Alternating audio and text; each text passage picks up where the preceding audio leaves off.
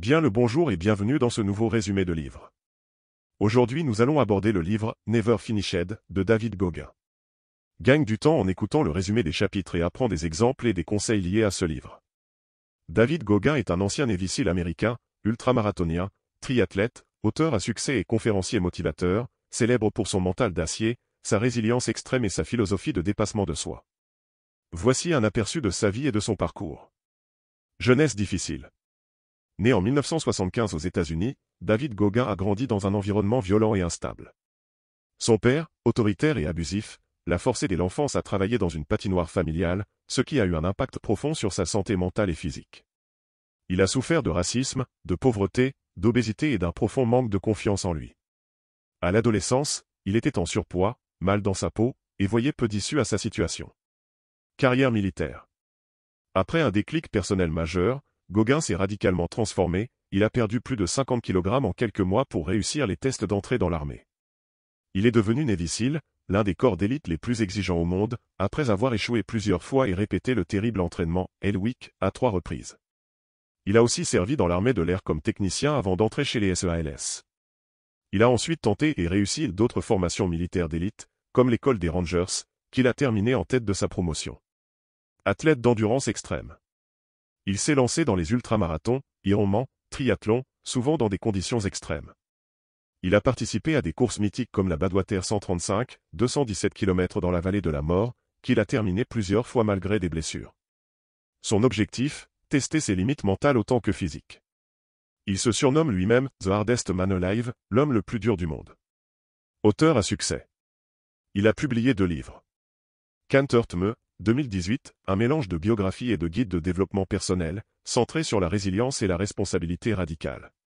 Never Finished, 2022, la suite, avec encore plus d'histoires personnelles et des exercices mentaux pour se renforcer au quotidien. Philosophie et impact. David Gauguin est aujourd'hui une figure majeure du développement personnel et de la discipline mentale. Il prône l'inconfort, le refus de la victimisation, et la « using the mind », renforcer son esprit comme on durcit la peau. Il est devenu une source d'inspiration pour des millions de personnes, notamment via ses interventions sur YouTube, podcasts, conférences et réseaux sociaux. En résumé, David Gauguin est l'archétype de la résilience extrême, un homme qui s'est façonné par la douleur, le sacrifice et une volonté inébranlable. Il ne propose pas une méthode douce de développement personnel, mais une plongée brute dans l'effort, la discipline et la vérité sans filtre. Introduction, le réveil brutal d'un esprit enchaîné. Connaissance du sujet. David Gauguin ne vous tend pas la main pour vous réconforter. Il vous regarde droit dans les yeux et vous dit « Ce n'est pas un livre de développement personnel. C'est un appel au réveil. » Dans Never Finished, il ne s'agit pas de motivation passagère, mais d'une immersion dans la douleur, la discipline et la transformation radicale. Ce livre est une invitation à entrer dans le « laboratoire mental » de Gauguin, où il a forgé une philosophie de vie basée sur la résilience et la responsabilité personnelle. Le premier chapitre, intitulé « Maximise minimal potentiel », pose les fondations de cette quête intérieure. Il commence en 2018, lors de la Convention nationale des vétérans des guerres étrangères, VFW, à Kansas City, où Gauguin reçoit le prestigieux Americanism Award. Mais au lieu de se sentir honoré, il est envahi par un sentiment d'indignité. Ce moment déclenche une introspection profonde sur son passé tumultueux et les démons qu'il n'a jamais vraiment affrontés. Chapitre 1, Maximise minimal potentiel. Assis dans la salle de conférence, Gauguin écoute l'énumération de ses accomplissements, Navy SEAL, ultramarathonien, auteur à succès. Mais en son fort intérieur, il se sent toujours comme ce garçon brisé, issu d'un foyer violent, marqué par la pauvreté, le racisme et l'échec scolaire. Il se décrit comme un « perdant né », un enfant qui a grandi dans la peur et l'insécurité. Ce moment de reconnaissance publique contraste violemment avec ses souvenirs d'enfance. Il se remémore les abus de son père, Truny, un homme tyrannique et manipulateur. La violence domestique, les humiliations et le chaos familial ont laissé des cicatrices profondes. Gauguin réalise que, malgré ses succès apparents, il n'a jamais véritablement confronté ses traumatismes. Il décide alors de retourner à Buffalo pour affronter son père. Ce voyage n'est pas une quête de réconciliation, mais une confrontation avec ses propres démons. Il comprend que pour avancer, il doit cesser de blâmer les autres et prendre pleinement responsabilité de sa vie. Ce processus d'introspection le pousse à reconnaître ses failles, ses peurs et ses comportements autodestructeurs. Gauguin introduit le concept de « blessure distrayante », « distracting injury », une métaphore pour décrire comment certaines douleurs visibles peuvent masquer des blessures plus profondes. Dans son cas, les traumatismes de l'enfance ont servi de justification pour éviter l'inconfort du changement. Il réalise que pour guérir, il doit affronter la douleur, l'analyser et l'utiliser comme levier de transformation. Il partage également l'histoire de l'expérience du docteur Kurt Richter sur les rats et l'espoir. Les rats, lorsqu'ils étaient sauvés de la noyade, développaient une endurance accrue, croyant en la possibilité d'être secourus. Gauguin en tire une leçon, l'espoir seul ne suffit pas. Il faut une volonté inébranlable de survivre et de se battre, même lorsque personne ne vient à notre secours. Ce chapitre se conclut par une « évolution », un exercice pratique destiné au lecteur. Gauguin encourage chacun à identifier ses propres blessures distrayantes, à écrire ses douleurs, à les verbaliser, afin de les rendre tangibles et, ainsi, de pouvoir les surmonter. Il insiste sur l'importance de l'autoréflexion, de l'honnêteté brutale envers soi-même et de la discipline mentale pour transcender ses limites. Conclusion, la naissance d'un esprit indomptable. Le premier chapitre de Never Finished est une plongée sans concession dans les ténèbres de l'âme humaine. Gauguin ne cherche pas à inspirer par des mots doux, mais à provoquer un électrochoc. Il démontre que la véritable transformation ne vient pas de l'extérieur, mais d'une décision radicale de se confronter à ses peurs, de prendre responsabilité de sa vie et de forger un esprit résilient. Ce chapitre est une invitation à entamer un voyage intérieur, à explorer ses propres blessures et à les utiliser comme carburant pour une vie de discipline, de courage et de dépassement de soi. Comme Gauguin le répète, ce n'est pas un livre de développement personnel. C'est un appel au réveil. Introduction, un Noël pas comme les autres. Dans le deuxième chapitre de Never Finished, intitulé « Merry Fucking Christmas », David Gauguin nous plonge dans un moment de sa vie où, malgré le succès apparent, les démons du passé refont surface. Ce chapitre explore la complexité des relations familiales, les blessures non cicatrisées et la nécessité de confronter ces traumatismes pour avancer. Chapitre 2, Merry Fucking Christmas. Le chapitre s'ouvre sur une scène familiale. Gauguin est de retour à Buffalo pour célébrer Noël avec sa compagne Jennifer Kish, sa mère et la famille de son frère Truny Jr. Son premier livre, Can't Hurt Me, vient d'entrer dans le top des best-sellers du New York Times. Tout semble aller pour le mieux, mais une crise de fibrillation atriale vient perturber ce moment. Connaissant parfaitement son corps et son problème, il parvient à maîtriser sa crise, mais cet incident rappelle que la douleur, qu'elle soit physique ou émotionnelle, ne prend pas de congé. Au cours du petit déjeuner familial, Gauguin observe les différences entre lui et son frère. Alors que Truny Jr. semble avoir trouvé une certaine paix en niant ou en minimisant les traumatismes de leur enfance, Gauguin ressent le besoin de les affronter de front. Il réalise que chacun a sa propre manière de gérer la douleur, mais que la sienne consiste à l'utiliser comme carburant pour se surpasser. Cette réunion familiale met en lumière les divergences dans la manière dont les membres d'une même famille peuvent percevoir et gérer un passé commun. Gauguin souligne l'importance de ne pas fuir ces traumatismes, mais de les affronter pour éviter qu'ils ne dictent notre vie. Il insiste sur le fait que la véritable liberté réside dans la capacité à se libérer des chaînes du passé en les confrontant directement. Conclusion, affronter pour se libérer. Ce chapitre illustre la complexité des relations familiales et la manière dont les traumatismes du passé peuvent continuer à influencer le présent. Gauguin nous rappelle que le succès extérieur ne garantit pas la paix intérieure. Il est essentiel de confronter ces douleurs, aussi inconfortables soient-elles, pour véritablement avancer. En affrontant ces démons, Gauguin nous montre que la résilience ne consiste pas à ignorer la douleur, mais à l'utiliser comme levier pour se transformer. Introduction, le laboratoire mental de David Gauguin. Dans le troisième chapitre de Never Finished, intitulé « Le laboratoire mental », David Gauguin nous plonge dans l'univers intérieur qu'il a construit pour forger sa résilience et sa détermination. Ce chapitre explore la création d'un espace mental dédié à l'entraînement de l'esprit, où il développe un alter ego, le « sauvage », pour surmonter les défis les plus ardus. Chapitre 3, le laboratoire mental. Après avoir confronté son passé et les traumatismes liés à son père, Gauguin réalise qu'il doit créer un espace où il peut transformer sa douleur en force. C'est ainsi qu'il conçoit son laboratoire mental, un lieu imaginaire où il teste et renforce sa résilience mentale. Dans ce laboratoire, il développe un alter ego, le sauvage, une version de lui-même qui ne recule devant rien et qui embrasse la douleur comme un moyen de croissance. Gauguin distingue deux facettes de sa personnalité. David Gauguin, l'enfant marqué par la peur et les abus, façonné par un père dominateur. Le sauvage, l'homme déterminé à devenir le plus résilient, prêt à affronter toutes les épreuves sans fléchir. Dans son laboratoire mental, chaque entraînement physique devient un test de sa force mentale. Il ne cherche pas à sculpter son corps pour l'apparence, mais pour endurcir son esprit. Il affirme, il n'est pas nécessaire d'avoir des abdominaux quand on a un mental d'acier. Ce chapitre met en lumière l'importance de créer un espace mental où l'on peut se confronter à ses peurs, analyser ses réactions et développer des stratégies pour les surmonter. Gauguin insiste sur le fait que ce laboratoire mental est accessible à tous, à condition d'être prêt à affronter l'inconfort et à embrasser la douleur comme un outil de transformation. Conclusion, forger son esprit dans le feu de l'adversité. Le laboratoire mental de Gauguin est une métaphore puissante pour illustrer le travail intérieur nécessaire à la résilience. En développant un alter ego, le sauvage, il montre que chacun peut créer une version de soi-même capable de surmonter les obstacles les plus redoutables. Ce chapitre nous rappelle que la véritable force réside dans la capacité à transformer la douleur en puissance, à utiliser l'adversité comme un levier pour grandir et à forger un esprit indomptable dans le feu des épreuves. Introduction, la renaissance du sauvage. Dans le 4e chapitre de Never Finished, intitulé « A Savage Reborn », David Gauguin explore la redécouverte et la réaffirmation de son alter ego intérieur, le sauvage.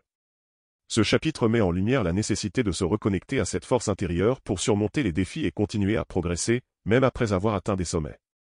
Chapitre 4, A Savage Reborn. Après avoir affronté de nombreux défis physiques et mentaux, Gauguin ressent une certaine complaisance s'installer. Il réalise que, malgré ses accomplissements, il s'est éloigné de l'état d'esprit qui l'avait propulsé vers le succès. Ce chapitre décrit son processus de reconquête de cette mentalité de sauvage, essentielle pour continuer à évoluer. Gauguin partage une expérience marquante. Lors d'une course d'endurance, il se rend compte qu'il a perdu son tranchant. Il n'est plus le même homme qui embrassait la douleur et l'inconfort. Cette prise de conscience le pousse à réévaluer ses motivations et à raviver la flamme intérieure qui l'avait autrefois guidé. Il insiste sur l'importance de l'autoréflexion et de l'honnêteté brutale envers soi-même. Pour Gauguin, il ne suffit pas de se reposer sur ses lauriers, il faut constamment se remettre en question et chercher à repousser ses limites. Il décrit des exercices mentaux qu'il utilise pour se reconnecter à son sauvage intérieur, notamment en se remémorant les moments où il a surmonté l'adversité grâce à sa détermination. Ce chapitre met également en avant l'idée que la croissance personnelle est un processus continu. Même après avoir atteint des objectifs ambitieux, il est essentiel de rester vigilant et de ne pas tomber dans la complaisance. Gauguin encourage les lecteurs à identifier les signes de stagnation et à prendre des mesures proactives pour raviver leur passion et leur détermination. Conclusion, rallumer la flamme intérieure. Le 4e chapitre de Never Finished est un puissant rappel que la quête de l'excellence est un voyage sans fin. Gauguin nous montre que, même après avoir atteint des sommets, il est crucial de rester connecté à notre force intérieure et de continuer à nourrir notre sauvage pour éviter la stagnation. Ce chapitre inspire à embrasser l'inconfort, à se remettre en question et à poursuivre sans relâche la croissance personnelle. Introduction, la forge de la discipline. Dans le 5e chapitre de Never Finished, intitulé « Disciple de la discipline », David Gauguin nous plonge dans une période charnière de sa jeunesse, marquée par l'influence déterminante de son grand-père maternel, le sergent Jacques. Ce chapitre explore comment la rigueur et la discipline inculquées par cet homme ont façonné le caractère de Gauguin, le préparant à affronter les défis les plus ardus de sa vie. Chapitre 5, Disciple de la discipline. Après avoir fui un père violent, la mère de Gauguin trouve refuge chez ses parents. C'est là que David rencontre le sergent Jacques, un ancien cuisinier de l'armée de l'air, qui, malgré sa retraite, continue de vivre selon les principes militaires. Chaque jour, été comme hiver, il réveille David aux aurores pour lui assigner des tâches ménagères et d'entretien du jardin. Au début, Gauguin perçoit cette rigueur comme une forme de maltraitance, pensant que son grand-père le déteste. Cependant, au fil du temps, il comprend que cette discipline n'est pas motivée par la cruauté, mais par le désir de le préparer à affronter la vie. Le sergent Jacques lui enseigne que la vie ne fait pas de cadeaux et que seule une discipline rigoureuse permet de surmonter les obstacles. Cette prise de conscience est renforcée lorsqu'il assiste à une dispute avec des voisins racistes, au cours de laquelle son grand-père prend fermement sa défense. À l'adolescence, après avoir quitté la maison de son grand-père, Gauguin sombre dans la paresse et l'échec. Conscient de sa dérive, il décide de retourner vivre chez le sergent Jacques, cherchant à retrouver la discipline qui lui faisait défaut. Ce retour marque un tournant décisif dans sa vie, lui permettant de se reconstruire et de se préparer aux défis futurs. Ce chapitre met en lumière l'importance de la discipline comme fondement de la résilience et du succès. Gauguin insiste sur le fait que, sans discipline, il est facile de céder à la facilité et de s'éloigner de ses objectifs. Il souligne également que la discipline n'est pas innée, mais qu'elle peut être cultivée à travers des routines strictes et une volonté inébranlable. Conclusion, la discipline, clé de la transformation. Le 5e chapitre de Never Finished illustre comment la discipline, inculquée par une figure autoritaire mais bienveillante, peut transformer une vie. Grâce aux enseignements du sergent Jacques, Gauguin apprend à embrasser la rigueur et à utiliser la discipline comme un outil puissant pour surmonter les épreuves. Ce chapitre nous rappelle que, même dans les moments les plus sombres, la discipline peut servir de boussole, guidant vers la résilience et la réussite. Introduction, l'art de se relever après chaque coup. Dans le 6e chapitre de Never Finished, intitulé « The Art of Getting It in the Mood », l'art de se prendre un coup en pleine face, David Gauguin explore la manière dont les échecs et les coups durs peuvent devenir des catalyseurs de croissance personnelle. Il partage ses réflexions sur la résilience, l'importance de faire face à l'adversité et la nécessité de transformer la douleur en force motrice. Chapitre 6, l'art de se prendre un coup en pleine face. Dans ce chapitre, Gauguin revient sur ses expériences en tant qu'ultramarathonien, notamment lors de la course de Leadville. Il décrit les douleurs physiques intenses et les batailles mentales qu'il a dû affronter pendant ces courses extrêmes. Ces épreuves lui ont permis de comprendre que chaque coup reçu, qu'il soit physique ou émotionnel, est une opportunité de se renforcer et de repousser ses limites. Gauguin souligne que la croissance personnelle ne se produit pas dans le confort, mais dans l'inconfort et la douleur. Il encourage les lecteurs à embrasser les défis, à ne pas fuir l'adversité et à utiliser chaque échec comme une leçon pour progresser. Il partage également des stratégies mentales qu'il utilise pour surmonter les moments difficiles, tels que la visualisation de la douleur comme un outil de transformation et la répétition de mantras pour renforcer sa détermination. Ce chapitre met en lumière l'importance de la résilience mentale et de la capacité à se relever après chaque chute. Gauguin insiste sur le fait que la véritable force réside dans la persévérance et la volonté de continuer, même lorsque tout semble s'effondrer. Conclusion, transformer les coups en carburant pour la croissance. Le 6e chapitre de Never Finished est un puissant rappel que les coups durs de la vie peuvent devenir des tremplins vers la grandeur. Gauguin nous enseigne que chaque échec, chaque douleur, chaque obstacle est une occasion de se renforcer, de grandir et de se rapprocher de notre plein potentiel. Ce chapitre inspire à embrasser l'adversité, à transformer la douleur en force et à persévérer, quoi qu'il arrive. Introduction, l'heure du bilan. Dans le 7e chapitre de Never Finished, intitulé « Le bilan », David Gauguin nous plonge dans une période de remise en question profonde, marquée par des blessures physiques et des défis personnels. Ce chapitre explore la manière dont Gauguin fait face à l'adversité, en mettant l'accent sur la résilience mentale et la capacité à transformer la douleur en force motrice. Chapitre 7, le bilan. Après une course exigeante à Moab, Gauguin est déterminé à reprendre l'entraînement pour se préparer à ses futures missions de pompier. Cependant, en avril 2020, une douleur intense au genou gauche l'oblige à consulter un médecin. Les résultats de l'IRM révèlent des dommages sévères, nécessitant une intervention chirurgicale et la mise en place d'une prothèse. Cette nouvelle est un coup dur pour Gauguin, qui se voit contraint de ralentir et de reconsidérer ses objectifs. Malgré cette épreuve, Gauguin refuse de se laisser abattre. Il utilise cette période de convalescence pour réfléchir à son parcours, à ses motivations et à la manière dont il peut continuer à progresser malgré les obstacles. Il insiste sur l'importance de l'auto-évaluation honnête et de la capacité à s'adapter aux circonstances changeantes. Ce chapitre met en lumière la philosophie de Gauguin selon laquelle chaque défi est une opportunité de croissance. Il partage des stratégies pour surmonter les moments difficiles, notamment en se concentrant sur ce qui peut être contrôlé et en développant une mentalité de guerrier face à l'adversité. Conclusion, transformer l'adversité en opportunité. Le 7e chapitre de Never Finished est un témoignage puissant de la résilience de David Gauguin. Face à des blessures physiques et des défis personnels, il choisit de transformer l'adversité en une occasion de se renforcer mentalement et émotionnellement. Ce chapitre nous rappelle que, même dans les moments les plus sombres, il est possible de trouver la force de continuer et de grandir. Introduction, l'obsession, moteur de l'excellence. Dans le chapitre 8 de Never Finished, intitulé « L'obsession comme super-pouvoir », David Gauguin explore la notion d'obsession et son rôle déterminant dans l'atteinte de l'excellence. Il partage sa perspective sur la manière dont une focalisation intense et une détermination sans faille peuvent transformer des objectifs ambitieux en réalité concrète. Chapitre 8, l'obsession comme super-pouvoir. Gauguin commence par distinguer l'obsession de la simple motivation. Alors que la motivation peut fluctuer en fonction des circonstances, l'obsession est une force constante qui pousse à l'action, indépendamment des obstacles ou des revers.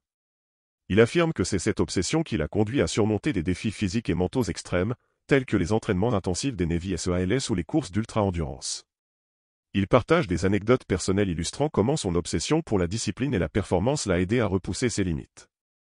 Par exemple, il raconte comment, malgré des blessures et une fatigue extrême, il a continué à s'entraîner et à participer à des compétitions, guidé par une volonté inébranlable de se surpasser. Gauguin souligne également l'importance de canaliser cette obsession de manière constructive. Il met en garde contre les dangers d'une obsession mal orientée, qui peut conduire à l'épuisement ou à des comportements autodestructeurs. Pour lui, l'obsession doit être alignée avec des objectifs clairs et des valeurs personnelles solides. Il propose des stratégies pour cultiver une obsession saine, telles que la définition d'objectifs précis, la création de routines disciplinées et la visualisation constante des résultats souhaités. Il insiste sur le fait que cette obsession doit être nourrie quotidiennement, à travers des actions concrètes et une réflexion continue sur ses motivations profondes. Conclusion, l'obsession, une force transformatrice. Ce chapitre met en lumière la puissance de l'obsession lorsqu'elle est dirigée avec attention et discipline. Pour Gauguin, l'obsession n'est pas une faiblesse, mais une force transformatrice qui permet de transcender les limites perçues et de réaliser des exploits extraordinaires. Il encourage les lecteurs à embrasser leur propre obsession, à la cultiver avec soin et à l'utiliser comme un levier pour atteindre leurs aspirations les plus élevées. Introduction, la guerre contre soi-même. David Gauguin, tout au long de Never Finished, incarne une philosophie de vie où la souffrance, la discipline extrême et la volonté de faire forge non seulement un corps invincible mais surtout un mental à toute épreuve. Le chapitre 9, souvent intitulé « La guerre contre soi-même », est un moment clé dans le livre. C'est un regard profond sur le combat intérieur que chacun doit mener contre ses propres limites, ses peurs, ses excuses et ses faiblesses. Là où Gauguin excelle, c'est dans sa capacité à mettre à nu ce processus interne, à exposer sans filtre ses doutes, ses échecs, mais aussi ses victoires, souvent arrachées à la douleur et à l'adversité. Ce chapitre est un rappel brutal et authentique, la bataille la plus importante que nous ayons à mener est celle contre nous-mêmes. Pour Gauguin, c'est seulement en maîtrisant ce combat intérieur que l'on peut se libérer des chaînes de la médiocrité et atteindre un niveau de performance et de satisfaction personnelle rare. Chapitre 9, la guerre contre soi-même. La confrontation avec la voix intérieure. Gauguin commence par décrire le fameux « talk intérieur », cette petite voix dans notre tête qui cherche constamment à nous faire baisser les bras, à nous convaincre que nous ne sommes pas assez forts, assez bons, assez capables. Ce dialogue interne, souvent sournois, est l'ennemi principal de la progression. Il est facile de succomber à ses excuses, à la procrastination, à la peur du jugement ou à l'échec. L'auteur insiste sur le fait qu'il a lui-même dû affronter cette voix pendant des années. Au début de son parcours, il se laissait dominer par la peur, la colère et le doute. Mais petit à petit, grâce à une discipline rigoureuse et une autoréflexion brutale, il a appris à dompter cette voix, à l'ignorer ou à la défier frontalement. Le concept de la « boîte à douleur ». Un élément clé du chapitre est l'idée que la souffrance et la douleur ne sont pas seulement inévitables, mais qu'elles sont nécessaires. Gauguin appelle cela sa « boîte à douleur », une métaphore pour désigner la réserve mentale où il stocke toutes ses expériences difficiles, ses blessures, ses échecs, ses douleurs physiques et psychologiques. Au lieu de fuir la douleur, il apprend à la regarder en face, à l'embrasser même. Chaque fois que la douleur survient, il puise dans cette boîte pour se rappeler d'où il vient, ce qu'il a déjà surmonté, et ainsi puise la force pour continuer. C'est une technique puissante, en transformant la douleur en carburant, on peut transcender les limites apparentes du corps et de l'esprit. Le rôle de la discipline est du contrôle de soi. Pour Gauguin, la discipline est la clé. Le mental doit être entraîné comme un muscle. Ce chapitre met l'accent sur la nécessité d'un travail quotidien, régulier, rigoureux. La discipline ne consiste pas seulement à faire des choses difficiles, mais surtout à apprendre à contrôler ses émotions, à maîtriser ses réactions, à ne pas céder aux pulsions faciles. Il partage ses routines matinales, ses rituels d'entraînement, ses pratiques d'écriture dans son « journal de l'auto-vérité », où il s'oblige à être honnête avec lui-même, à affronter ses faiblesses sans masque. L'importance de la visualisation et de l'autodialogue positif. Alors que la voix intérieure peut être négative, Gauguin insiste aussi sur le pouvoir de la visualisation. Il utilise la visualisation non pas comme un simple rêve éveillé, mais comme un exercice mental intense, quasi militaire. Il se projette dans ses objectifs, imagine la douleur, les obstacles, mais aussi la réussite, la récompense. Cette technique lui permet d'anticiper les difficultés et de préparer son mental à ne jamais flancher. Il utilise aussi des mantras puissants, comme « Stay hard »,« Reste dur », qu'il répète pour se maintenir dans un état d'esprit combatif et résistant. Exemple personnel. Le chapitre est parsemé d'exemples issus de la vie de Gauguin, notamment ses expériences lors des Navy SEALs, où il a affronté des épreuves physiques et mentales extrêmes. Il raconte comment à plusieurs reprises il a voulu abandonner, comment son corps le suppliait d'arrêter, mais que c'est son mental, forgé par cette « guerre intérieure », qui l'a poussé à continuer. Une autre anecdote forte porte sur ses défis d'ultramarathon, où il a dû courir malgré des blessures graves, s'en remettant à cette force intérieure pour finir. Conseil concret tiré du livre. Apprendre à écouter sa voix intérieure, identifier quand elle est négative et apprendre à la remettre en question. Parler à soi-même avec honnêteté et détermination. Construire sa « boîte à douleurs » personnelle, se souvenir de ses échecs, de ses douleurs, non comme des fardeaux, mais comme des ressources à mobiliser pour faire face aux difficultés actuelles. Adopter une discipline stricte, mettre en place des routines quotidiennes exigeantes, notamment dans l'entraînement physique, mais aussi dans la gestion émotionnelle. Utiliser la visualisation de manière proactive, se projeter dans les épreuves à venir, imaginer la douleur, anticiper les obstacles et préparer son mental à les surmonter. Se créer des mantras puissants, des phrases simples, percutantes, que l'on peut répéter pour renforcer sa détermination. Tenir un journal de l'auto-vérité, écrire ses pensées, ses doutes, ses faiblesses pour les affronter et progresser. Conclusion. Le chapitre 9 de Never Finished est une plongée brutale et inspirante dans la psychologie de David Gauguin. Il démontre que la véritable bataille ne se déroule pas à l'extérieur, mais à l'intérieur de nous-mêmes. Le combat contre notre voix intérieure, contre nos excuses, contre notre tendance naturelle au confort est le chemin incontournable vers la croissance personnelle. Ce chapitre, fidèle à l'esprit du livre, ne propose pas de solution facile. Il exige du courage, de la rigueur et une volonté inébranlable. Mais il offre aussi, à ceux qui l'acceptent, la promesse d'un dépassement profond, d'une transformation réelle et d'une vie vécue pleinement, sans regret. Ne jamais finir signifie justement ne jamais cesser de se battre contre soi-même, d'évoluer, de chercher à devenir meilleur. Cette guerre intérieure, bien que difficile, est le prix de la liberté et de la réalisation de soi. Conclusion ultime de Never Finished, David Gauguin. Never Finished n'est pas simplement un livre de développement personnel. C'est un manifeste de résilience, un appel à l'audace, un guide pour quiconque refuse de se soumettre à la facilité ou à la complaisance. David Gauguin, par son témoignage sans concession, nous entraîne dans un voyage au cœur de l'âme humaine, là où la douleur, la peur et les limites semblent infranchissables, mais où la force véritable se révèle. Ce livre nous enseigne que la vie est une guerre permanente, non pas contre les autres, ni contre les circonstances extérieures, mais contre notre propre esprit, nos faiblesses, nos excuses, et nos croyances limitantes. La vraie bataille est intérieure. Se dépasser, c'est d'abord refuser de se laisser dominer par la voix qui veut nous faire arrêter, qui tente de nous persuader que nous sommes faibles, que l'effort est vain. À travers des anecdotes puissantes, souvent douloureuses, David Gauguin nous montre que la discipline est la clé de toute transformation. Elle forge le caractère, elle prépare le mental à affronter les défis les plus durs, à transcender la douleur physique et émotionnelle. La discipline est ce pont entre nos rêves les plus ambitieux et leur réalisation concrète. Mais Never Finished est aussi une ode à l'obsession positive. Une obsession nourrie chaque jour par des actions concrètes, par l'auto-honnêteté, par le refus catégorique de la médiocrité. Gauguin nous invite à cultiver cette obsession, non pas pour devenir insensible ou froid, mais pour embrasser pleinement la réalité de la lutte humaine, et s'élever au-dessus d'elle. L'un des enseignements les plus puissants du livre est la nécessité d'embrasser la souffrance comme une alliée, une source de croissance et non une ennemie à fuir. Cette souffrance, qu'elle soit physique ou mentale, est le creuset où se forge la résilience et la grandeur personnelle. Never Finished nous rappelle également que l'excellence ne se gagne pas une fois pour toutes. C'est un combat quotidien, un processus sans fin. Ne jamais finir, c'est ne jamais cesser de s'améliorer, d'apprendre, de repousser ses limites. C'est accepter que la vie est un marathon d'efforts, d'échecs, de victoires et de remises en question. Enfin, ce livre nous inspire à prendre pleinement la responsabilité de notre vie. Peu importe d'où l'on vient, quelles blessures on porte, ou quelles barrières semblent insurmontables, le pouvoir de changer, d'évoluer, de devenir ce que l'on désire, réside avant tout en nous. Il faut juste trouver cette force intérieure, l'alimenter chaque jour, et refuser de lâcher prise. Dans un monde où la tentation du confort et de la facilité est permanente, Never Finished est un cri de guerre pour l'âme humaine. Il exhorte chacun de nous à embrasser la douleur, la discipline et l'obsession comme des alliés indispensables. À ne jamais se contenter, à ne jamais s'arrêter, à toujours aller plus loin.